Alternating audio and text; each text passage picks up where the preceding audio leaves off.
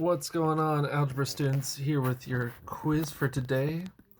Yes, I know we have only done section 12.3. However, 12.4, it does more completing the square. And I'm going to explain what I think it's number 4 that really kind of tacks on to what it is. Basically, 12.4, it says that you have to have, right, this is our standard form, x squared plus bx. You cannot have an a term.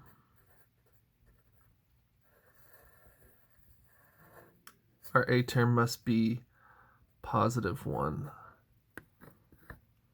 That'll make sense on number 4 of the quiz here. I'll explain that real quick. So, if you could tell, I had to erase it. I kind of had to shoot this video twice, so my bad. Okay, but again, with completing the square, we've got our x squared and a x term. What we're looking for is this guy right here. Okay.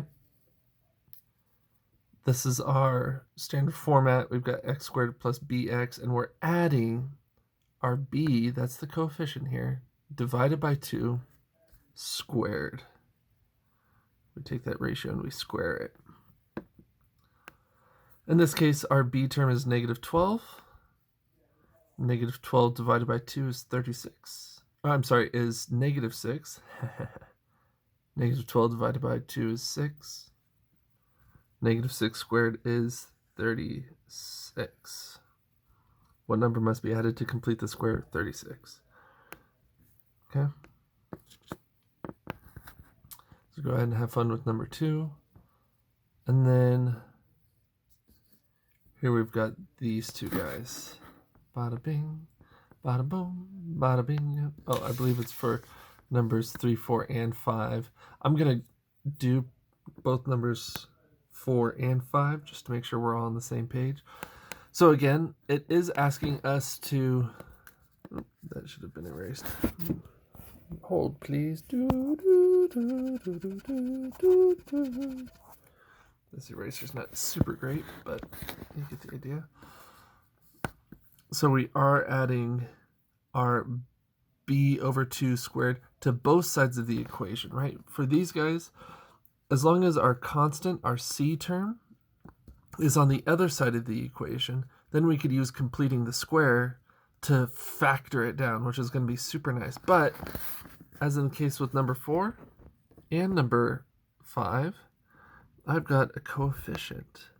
So in order to get rid of this, what's nice is I could divide the whole business by 2, and that's going to give me m squared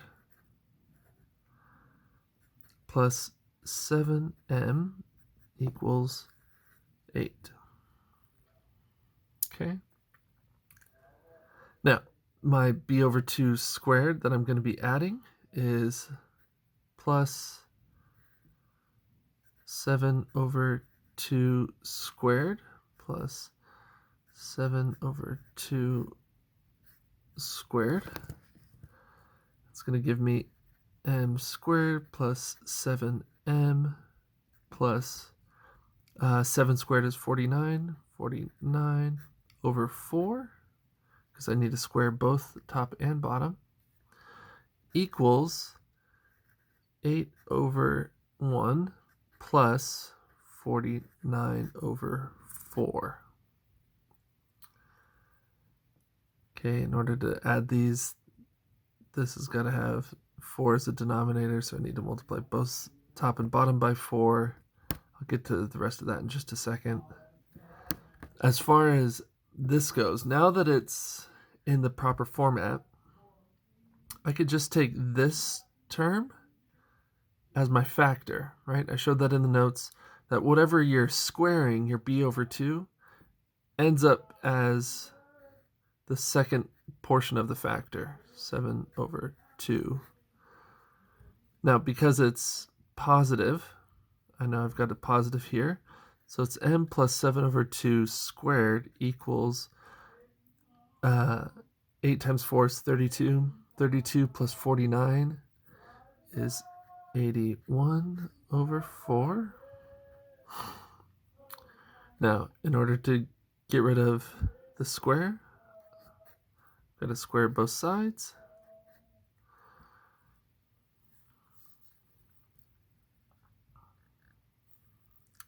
This gives me m plus 7 over 2 equals 9, or rather plus or minus 9 over 2,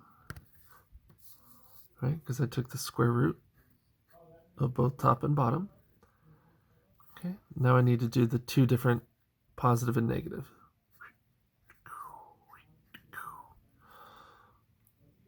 M plus 7 over 2 equals positive 9 over 2.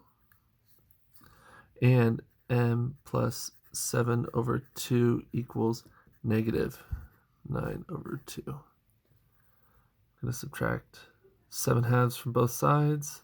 7 halves, 7 halves. And again over here, minus 7 halves, minus 7 halves. It's going to give me m equals 9 minus 7 is 2. So 2 over 2, which equals 1. So my first term is m equals 1.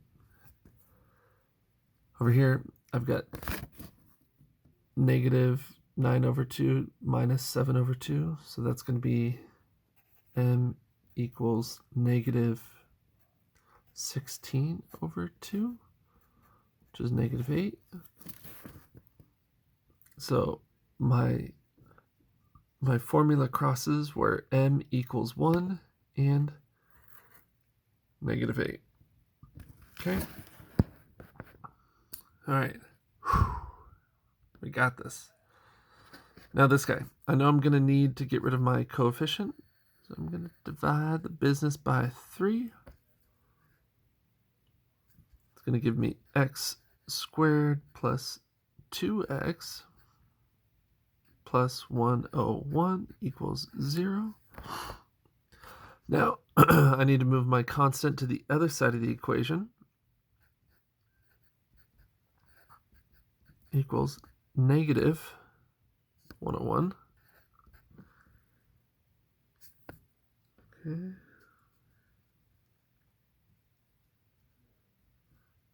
Now, my b over 2 squared, 2 over 2, so I'm going to add to both sides of the equation. 2 over 2 squared is 1. Oh, so that's nice. I'm just adding 1 to each side of the equation. So x squared plus 2x plus 1 equals negative 101 plus 1 is negative 100. Okay, now my factors. Right, I could just have this. So x plus 1 squared equals negative 100. Now, here's the deal. Can you have the square root of a negative number? No! No, you can't. Man, you guys are so smart. You just know everything. So, if I can't do it, what's my answer?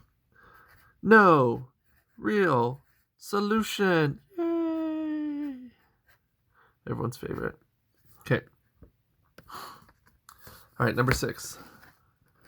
Don't just look at it and see words and go, I can't do it. So the height of a projectile in feet is modeled by this. That means that the equation is going to look something like this. Right? It's a negative parabola, so it's going to go up, kind of like that. This is velocity 1, height 1. So the initial velocity, initial vertical velocity, and height 1 is the initial height in feet. So it's just defining the term. So don't be scared, just know that they're defined. If the shell leaves the cannon, going straight up at 800 feet per second. So that is our initial velocity. So vi equals 800 feet per second.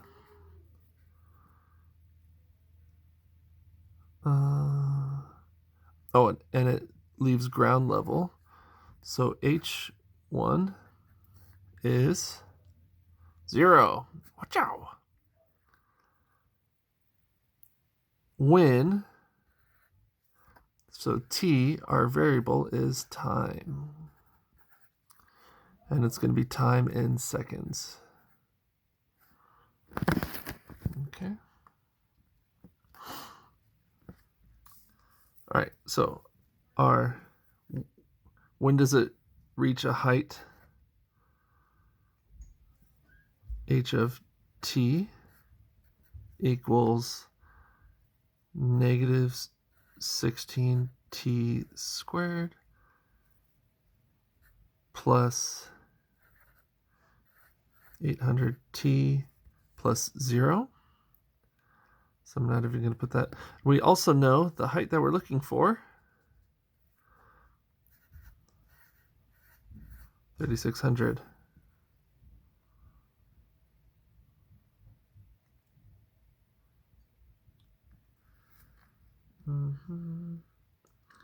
Just making sure that I've got it right.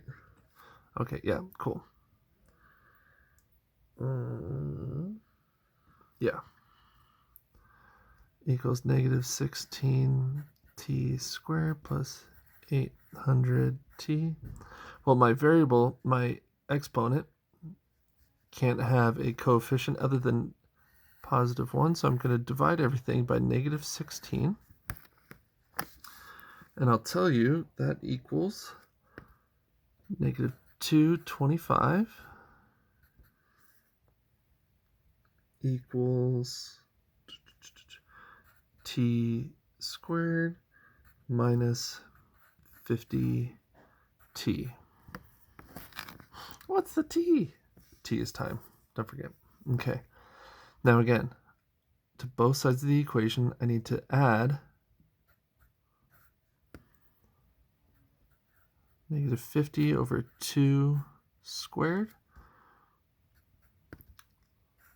Negative 50 over 2 squared. Okay, got you guys started on it. You should be able to find it out. Remember, it's asking when.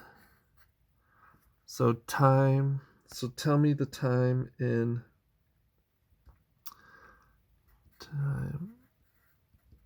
seconds. You will get two different answers. All right. Love you guys. Any questions, comment below, or email me. Otherwise, I will assume that you've got this. Okay, bye.